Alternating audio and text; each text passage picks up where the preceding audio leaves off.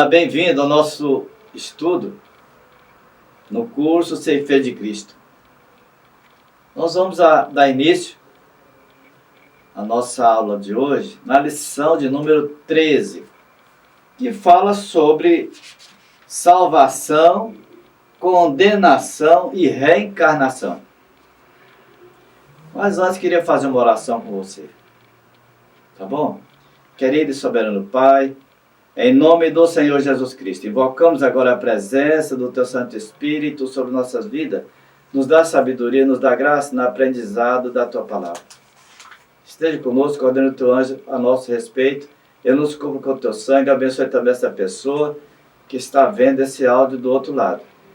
Que o Senhor esteja abençoando essas vidas, salvando, libertando, dando sabedoria, dando graça diante desse trabalho, diante dessa lição. Em nome do Senhor Jesus, nós te oramos desde já agradecidos, em nome do Senhor Jesus. Amém? Vamos então aqui no item de número 32. A nossa salvação é pela graça de Deus, por meio da nossa fé. Então não é por meio das obras que nós somos salvos. E aqui está a passagem de Efésios 2:8, que diz... Vamos ver o que está aqui escrito em Efésios 2:8, que está assim: porque pela graça sois salvos mediante a fé. Isso não vem de vocês, é dom de Deus. Então a salvação é um dom de Deus, ela é de graça. Não é pelas obras, pelo que eu faço, que eu sou caridoso, sou assim, essas obras é necessário, como está no verso 9. Mas não, ela não vai salvar. A salvação é um preço muito caro. Pedro falou que ela não foi comprada com ouro, com prata, mas com o sangue de Cristo, lá no Calvário. Então lá é que Jesus nos comprou com o seu próprio sangue. Então, é o que diz aqui. Então a nossa salvação não é por meio das obras, mas sim pela graça de Deus. Porém, os julgamentos... Está aqui na pergunta 32. Porém, o nosso julgamento será conforme Apocalipse 20:12, que diz assim: vi também os mortos, os grandes e os pequenos, posto em pé diante do trono. Então se abriram os livros. Ainda outro livro, o livro da vida, foi aberto e os mortos foram julgados segundo as suas obras, conforme o que se achava escrito nos livros. Então, o julgamento será pelas obras, pela maneira de eu comportar, da maneira de eu viver, o que eu fiz, o que eu estou fazendo, para quem que eu estou fazendo. Então, essas atitudes minhas, se eu sou uma pessoa idólatra, se eu sou uma pessoa que anda fazendo só o que não agrada a Deus, uma pessoa ruim, caloteiro, gosta de estar xingando e falando mal dos outros. Então, pelas essas obras que eu ando fazendo, ruim, eu vou ser julgado por elas. Está escrito aqui. Cada um foi julgado segundo as suas obras. Muito bem, então vamos lá para a pergunta de número 33. Existe os filhos de Deus e os filhos do... Então, o que você acha? Está falando aqui que existe os filhos de Deus, mas também tem os filhos, diz aqui, vamos ver aqui, está em 1 João 3 e o verso 10. Nós queremos responder tudo através da Bíblia. Não queremos responder nada de nós mesmos. O que está escrito lá em 1 João 3:10?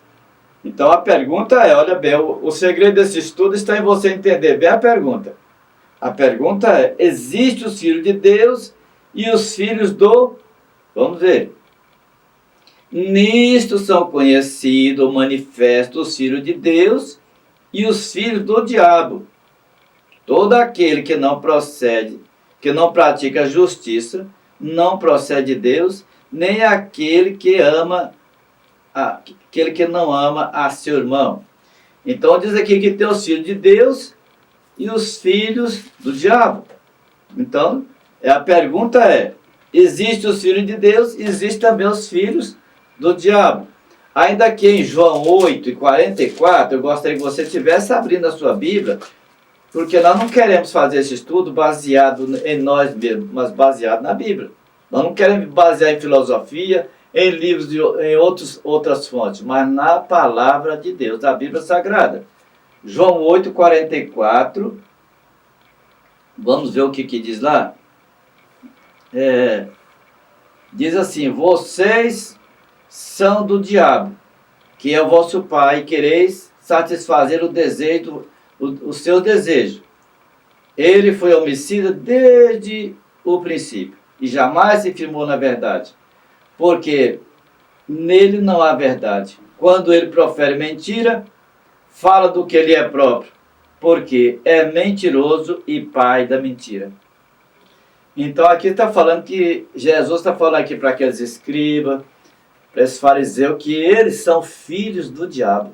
Então o diabo tem seus filhos. Todo mundo fala, eu também sou filho de Deus. Olha, cuidado. É Jesus que está falando isso, que tem os filhos de Deus e os filhos também do diabo. Então a pergunta em número 33, existe os filhos de Deus e os filhos do diabo. A 34, como será a ressurreição dos mortos? Conforme aí nós vimos em 1 Coríntios, eu gostaria que você abrisse a sua Bíblia aí comigo, aí em 1 Coríntios, no capítulo de número 15, vamos ver lá o que está escrito? 1 Coríntios 15, e o versículo 42 em diante. Então veja que eu estou abrindo a Bíblia, para nós poder encontrar a passagem, para você também dar um tempo para você encontrar a sua passagem aí. 1 Coríntios capítulo 15, o versículo 42 em diante diz assim, pois assim também é a ressurreição dos mortos. Semeia-se o corpo na corrupção, ressuscita na incorrupção. Semeia-se em desonra, ressuscita em honra. Semeia-se em fraqueza, ressuscita em poder. Semeia-se corpo natural, ressuscita corpo espiritual. Se há corpo natural, há também corpo espiritual. Pois assim está escrito, o primeiro homem, Adão, foi feito alma vivente. O último Adão, porém, espírito vivificante. Então, até o 45, você viu aqui, da ressurreição dos mortos. Quero ainda ler em Romanos, capítulo 6, e o versículo de número 5. Então, Romanos 6, 5, vamos ver o que está escrito lá? Romanos 6, 5... Romanos 6, verso 5. Vamos ver o que está escrito lá. Porque se fomos unidos com ele na semelhança da sua morte, certamente o seremos também na semelhança da sua ressurreição. Paulo está falando aqui,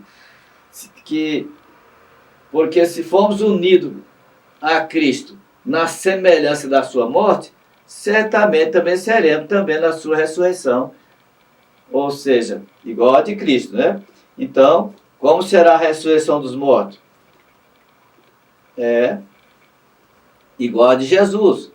Então, vai sepultar lá um corpo natural, vai levantar um corpo espiritual igual ao de Jesus. Jesus foi sepultado o seu corpo carnal, mas logo 3 dias saiu o corpo espiritual. Ele apareceu para aqueles dois irmãos que iam para Emaús, e logo em seguida já estava lá no meio dos apóstolos. Muito bem, vamos então aqui para a conclusão desse estudo. A conclusão, nós vamos ler o capítulo 16 de Lucas, o verso 23. Vamos ver o que está escrito lá? Diz assim, No inferno, estando em tormento, levantou os olhos e viu ao longe Abraão e Lázaro no seu seio. Então, na conclusão, nós vimos aqui esse homem rico estava lá no inferno. Ó, muitos falam que o inferno é aqui mesmo, mas a Bíblia fala que o inferno está para baixo.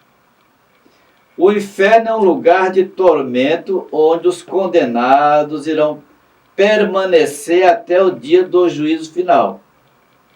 Vamos ver lá em Apocalipse, o que está escrito lá em Apocalipse?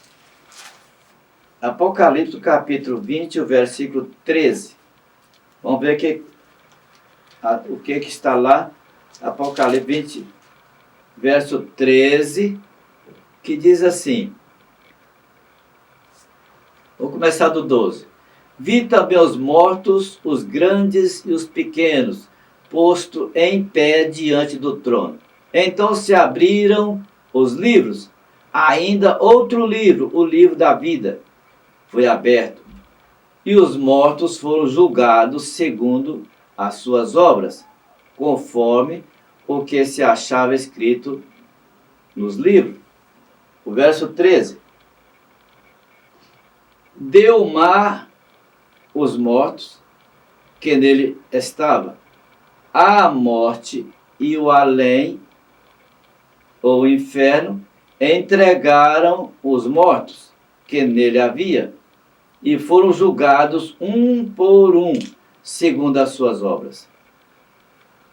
Então você viu aqui que esses condenados irão comparecer diante do tribunal de Cristo, lá no juízo final. Após o julgamento, serão lançados no lago de fogo, como está aqui nesse mesmo capítulo de Apocalipse 20, e o verso 15. Vamos ver o que está escrito lá. E se alguém não foi achado ou encontrado escrito no livro da vida, esse foi lançado para dentro do lago de fogo. Então, quem não foi encontrado no livro da vida, você viu? Então, nós estamos aqui, tem alguém copiando nossa vida, viu? Sabia? Eu e você, pelos nossos atos que nós estamos fazendo, até pensando, por esses atos, tem alguém anotando. E essa anotação está lá no livro da vida, que diz que abriram-se os livros e também o livro da vida. Esses livros é o que nós fazemos. E depois a conclusão está dando no livro da vida. Vamos continuar aqui na apostila. O homem rico implorou a Abraão para ele enviar aqui na terra alguém entre os mortos para avisar seus irmãos para eles mudarem de vida, a fim de não irem ao encontro dele no inferno. Olha aí o que esse homem estava pensando, hein? Então, se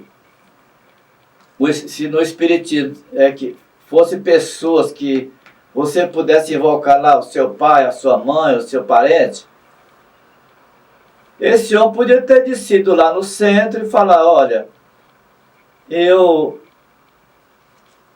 quero que vocês mandem chamar meus irmãos, que eu quero conversar com eles aqui. Mas viu o que ele falou? Ele não pôde descer aqui na terra. Ele estava em outra dimensão. Implorou para Abraão, ele viu Abraão, o paraíso estava lá perto dele. Implorou para Abraão, olha Abraão, manda lá embaixo, manda na terra avisar meus irmãos. Eu tenho lá 5 irmãos, eu não quero que eles venham para cá. Abraão falou, olha, lá já tem quem prega. Se eles não vão ouvir a palavra lá embaixo, mesmo que ressuscite o morto, algum dos mortos, eles também não vão ouvir. Esse homem implorou para mandar alguém aqui, porque ele estava lá e sabia que os irmãos dele também. Então nós temos que tomar cuidado. Tem alguém de olho em nós aqui 24 horas. Não pense que Deus está longe de nós, que os anjos estão longe. Não pense você que o diabo está longe. Não pense você que o inferno está longe. Tudo está próximo de nós aqui. Então nós temos que tomar cuidado. Continuando aqui o estudo. Se os mortos pudessem falar com os vivos, ele mesmo poderia vir avisar os seus irmãos. Porém, Abraão disse-lhe que existia um grande abismo entre eles, ou seja, entre o paraíso e o inferno. Está vendo aí?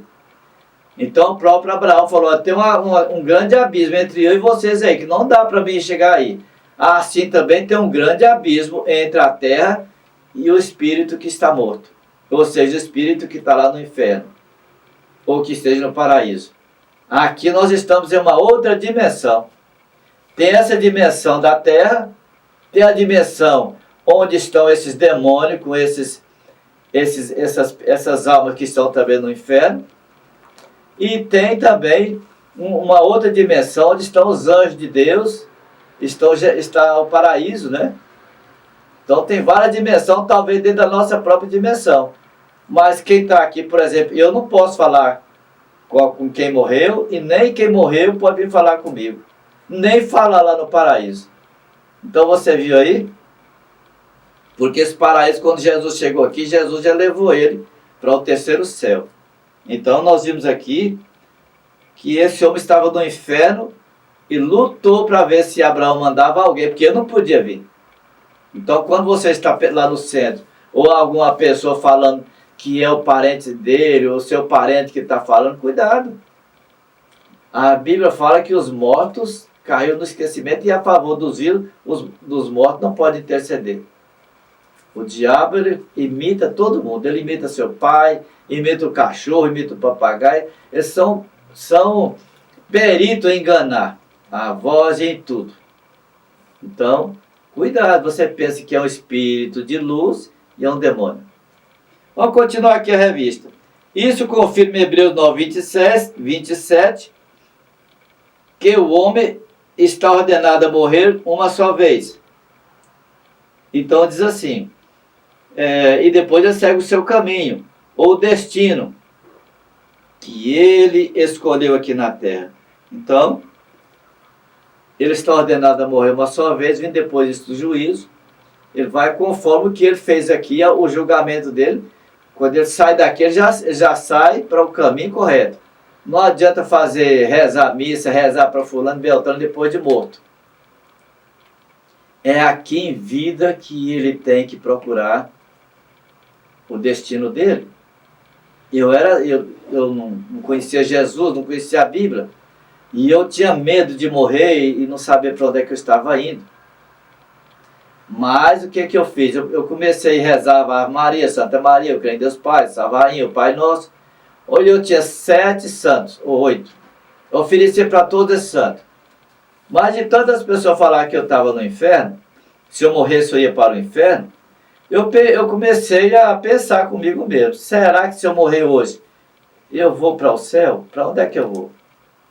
Então eu fazia todas essas rezas, oferecia para todos esses santos, e depois eu falava com Deus, ó meu Deus, se a minha salvação for aqui na terra, não deixa partir deste mundo sem ela, mesmo contra a minha vontade.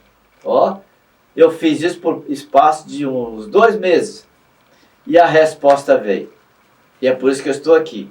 Eu não vou falar para você, mas já gravei meu testemunho, que depois eu vou colocar no YouTube, você vai ver depois. O que aconteceu? Deus é vivo e Ele me respondeu certinho o que eu deveria fazer. Igreja, religião, não salva ninguém. Deus mostrou o que eu deveria fazer. Deus mostrou. E assim eu estou aqui hoje pregando, mostrando a realidade da verdade. Eu passei a conhecer Jesus de acordo com a palavra dele. E eu vi que a palavra é verdadeira e é ela que nos dá como se fosse um refletor que mostra o caminho. Vamos ver aqui mais à frente. Quem for defensor da reencarnação ou purgatório deve basear a sua doutrina em seus próprios livros e não usar texto isolado da Bíblia para argumentar a sua tese, conforme aí 2 Pedro, vamos ver o que está escrito aí em 2 Pedro, no capítulo de número 3. 2 Pedro 3 e o verso 16. Vamos ver o que está escrito lá? Diz assim: então as pessoas que querem usar texto isolado para sustentar o seu argumento a respeito de reencarnação, outra doutrina qualquer, olha o que Pedro fala aqui.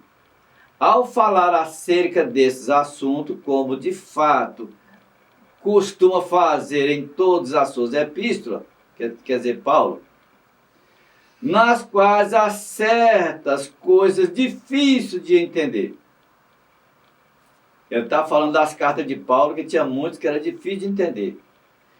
Que os ignorantes e instáveis deturpa a palavra, como também deturpa as demais escrituras para a própria destruição ou condenação deles. Então, ele está falando aqui que Paulo escreve pontos difíceis, que essas pessoas ignorantes, indoutas, que não sabem o que está falando, que eles praticam coisas terríveis que vai trazer a própria destruição deles. Cuidado, quem é o seu líder? Vamos em frente. Imitando os saduceus, conforme o item 24. Como é que está o item 24? Os saduceus se dizia não crer em ressurreição e questionou o Senhor Jesus. Então esse saduceu questionou Jesus a respeito dessa ressurreição. Falou que tinha um homem que casou com a mulher, ele morreu, não deixou filho, e tinha que o irmão casar com aquela viúva, e assim passou 7 irmãos, casou com aquela viúva, e ninguém teve filho com essa mulher, e ela morreu também com todos os irmãos. Ele perguntou na sua ressurreição, de quem ela vai ser marido? Jesus falou, vocês são ignorantes, não sabem o que está falando, você não conhece as escrituras, porque no céu não casa e nem se dão em casamento, lá são todos como os anjos. Está vendo como é as coisas? Então Jesus chamou aqueles fariseus, saduceus, de ignorante. Concluindo finalmente, se houver reencarnação, os cristãos não vão perder nada, pois iremos reencarnar como qualquer um outro. Porém, se não haver reencarnação ou purgatório, e sim ressurreição, salvação ou condenação, os adeptos dessa tese de reencarnação estarão condenados ao inferno e ao lago de fogo, para a eternidade. Está aqui as passagens de Marcos 16:16, João 3:18, Apocalipse 21:8, Apocalipse 20:11-15. Eu não vou ler porque não dá tempo, mas você pode ler aí. Estes ensinos de reencarnação e de purgatório são ensinos falsos criados pelos homens hereges, pois vão além do ensino da Bíblia, conforme Apocalipse 22, e eu vou ler para você essa passagem, Apocalipse 22 e o verso 18, você pode olhar aí na sua Bíblia, 22:18, que diz assim, vamos ver lá,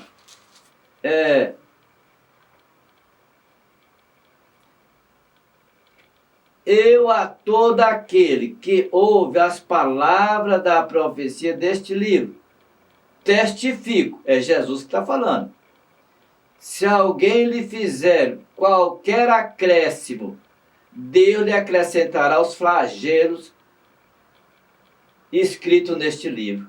E se alguém tirar qualquer coisa das palavras do livro desta profecia, Deus tirará a sua parte da árvore da vida e da cidade santa e das coisas que se acham escritas neste livro.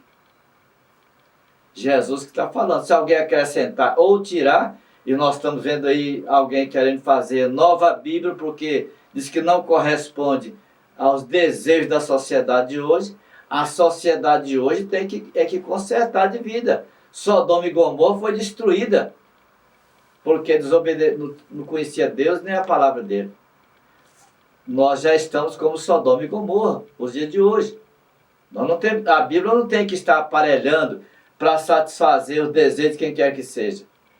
Mas nós temos que adequar a palavra de Deus. Concluindo. E isto pode ser considerado como uma blasfêmia contra a palavra do Senhor. Vamos observar o que está escrito em Deuteronômio 29. Está falando que as coisas escritas, as coisas que nós entendemos, é para nós. Mas as coisas ocultas é de Deus. Então as coisas claras, aqui da Bíblia, é para nós. Mas as coisas que nós não entendemos, é de Deus.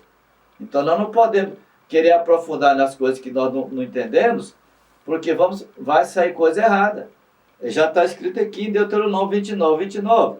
E assim ficaremos somente com as coisas reveladas na palavra do Senhor. Está vendo aí? Que Deus te abençoe e possa te falar melhor no seu coração. Eu não estou aqui para afrontar ninguém. Eu estou trazendo para você a Bíblia. Tem um velho provérbio que fala que amigo seu não é aquele que dá um tapinha nas suas costas e vai te elogiar pelo que você fez, mas é aquele que vai falar uma verdade a respeito de você.